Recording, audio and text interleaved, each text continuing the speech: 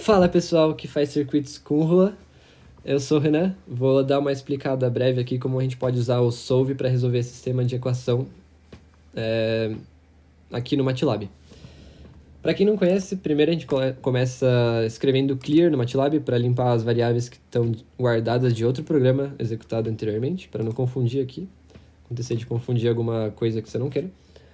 E para começar a usar o Solve, começar a resolver o sistema, a gente vai declarar as variáveis para ele. Então a gente coloca sims e as variáveis que a gente quer. Se a gente quiser colocar aí 4, 5 e 6, dá para colocar aqui.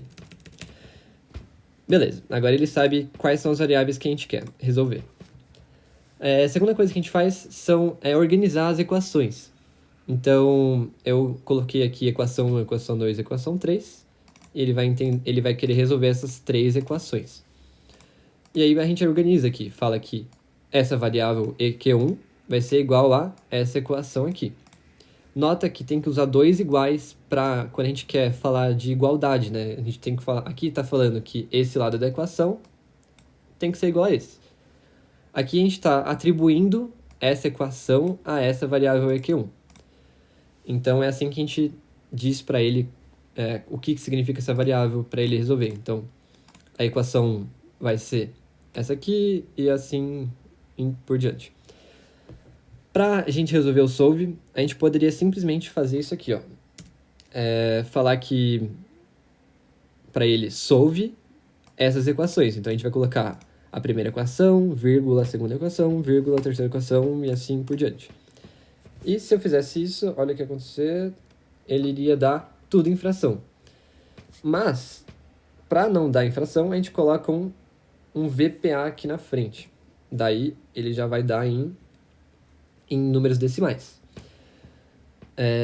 Só que o que acontece? Quando ele dá esse struct with fields, a gente não consegue utilizar o i1, então ele não atualiza a variável. i1 continua sendo somente uma variável, e não um número, né, que a gente quer. Se esse for o resultado final, beleza, a gente pega o resultado daqui e anota. Mas, se a gente precisar de usar esse 1 futuramente aqui na frente do programa, a gente faz o seguinte, a gente atribui uma letra para essa equação VPA solve, que é essa estrutura, né? A gente atribui uma letra para essa estrutura. No caso, eu chamei de S. A gente fala que S igual a essa estrutura. E a gente quer, por exemplo, atribuir o valor de i1 à variável i1.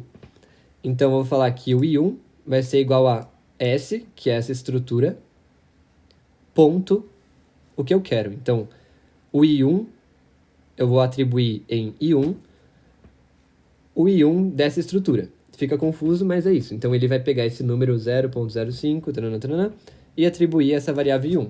Aí acontece isso aqui.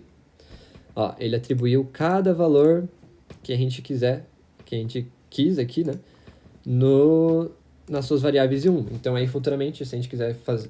quero descobrir a tensão de 5 ohms vezes o i1. Não, i1, pode ser. Daí, ele vai lá e calcula. Se eu não tivesse atribuído isso aqui, ele não iria calcular. E eu simplifiquei o sistema, lógico, para ficar mais fácil de entender aqui. Mas aqui a gente pode usar números complexos. Então, eu posso colocar aqui 2J... aqui a gente pode colocar todos os números complexos. E não precisa de ser organizado assim, i1, i2 e 3. A gente pode simplesmente colocar aqui o que quiser. Mais i1, mais 5J vezes i2 e 3, por exemplo. E aqui a gente coloca a equação como a gente tiver. Pode colocar igual a 0 e colocar menos 9 aqui, por exemplo. Então, aqui pode ficar uma bagunça na equação e ele vai resolver tudo bonitinho. A gente não precisa de ficar separando e montando a matriz parte por parte. Essa é a vantagem de usar o Solve. E a primeira parte é isso. Depois eu vou ensinar, vou mostrar um pouco dessas funções aqui para facilitar com o número complexo.